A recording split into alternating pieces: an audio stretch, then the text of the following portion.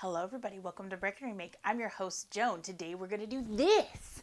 I'm going to show you all the fun and safe ways to do ice dyeing at home.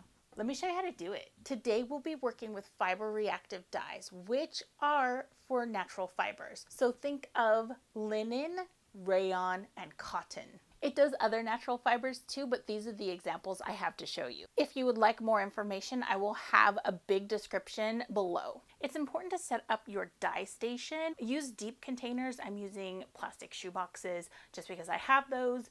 But you want something deep because as the ice melts, it'll create a huge puddle. I've used shallow dishes before and just had a terrible time. So use your deep dishes.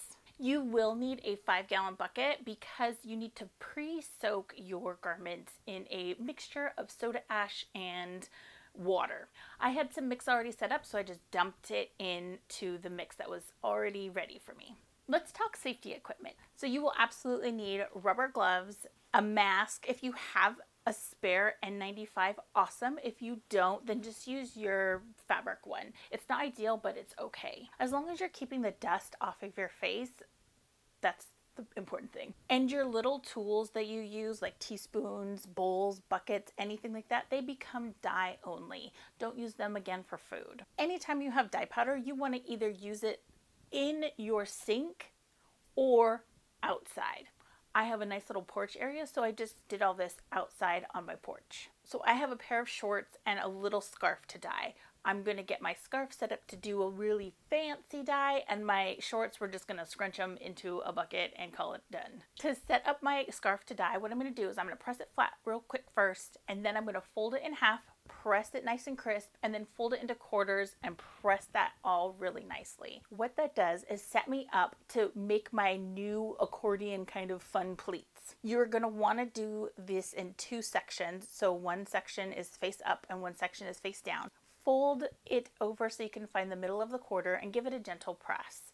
You don't want to make it super crisp because you're just doing this to kind of eyeball. Then what you're going to do is you're going to fold that over a little more and really press it into place so you're only working with a quarter of the little piece that you have in your hand. Fold it back on itself and keep going with these pie shapes and it'll build up.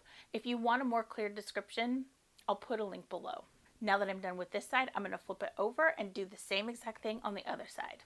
Now that my scarf is all folded up, I'm going to draw gentle white lines on the fabric, and then I'm going to scrunch the fabric up along those folds. I have acrylic yarn, so that's what I've been tying all my dye work with. It's working fine. I'm not having any weird interactions, but you can use whatever you have: thread, baking twine, acrylic yarn, whatever you got. As I'm scrunching along these lines, I'm wrapping the yarn around and really pulling tight to make sure it's secure. This area becomes a resist. No dye can get in this area.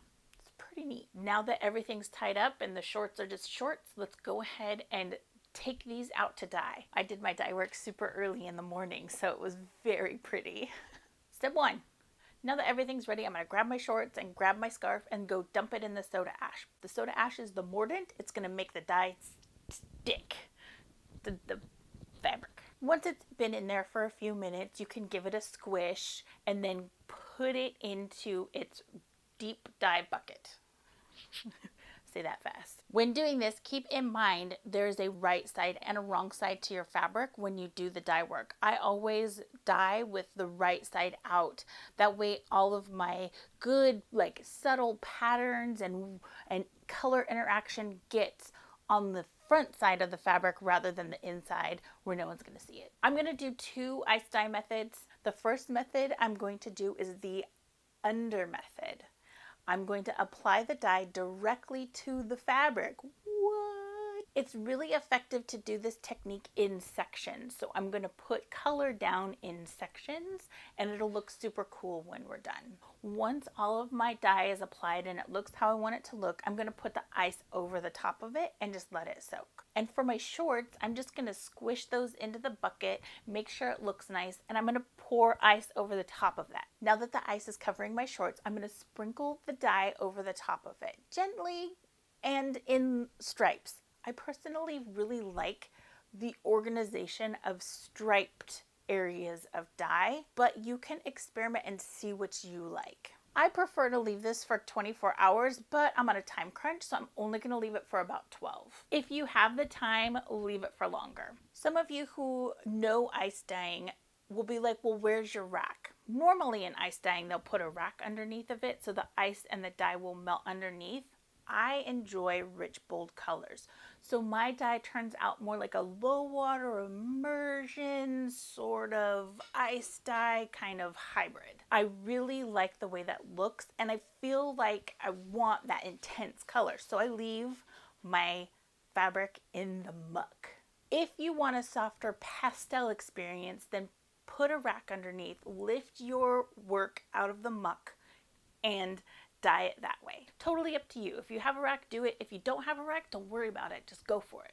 Now that I've left my dye for about 12 hours, I'm going to go ahead and give it a rinse. Carefully carry everything to the sink and don't jostle it because you may potentially spill, and that's always super sad. What you're going to do is you're going to rinse everything till it runs pretty clear. Now that everything is running pretty clear, I'm going to go ahead and open the scarf that I tied up. Then once it's all open, I'm going to rinse it again, make sure it's super clear, and I can move on to my next step. This is a special trick I'm showing you. What I'm gonna do is I'm gonna roll my item up in a towel and then I'm gonna squish it. Once I'm done with that, then I can hang this dry in the sun. If you're still nervous about dyeing at home, I'll put some links below that you can read and educate yourself.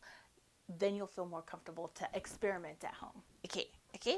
If you would like to find links for fiber reactive dye, I'll put some below. I just happen to be using Dharma, but you can use anything that says fiber reactive. If you like this video, but you'd like to try natural dyeing, go ahead and check this video out where I dye with hazelnut skins. Yeah, I know. It's pretty amazing. Wow, I did it.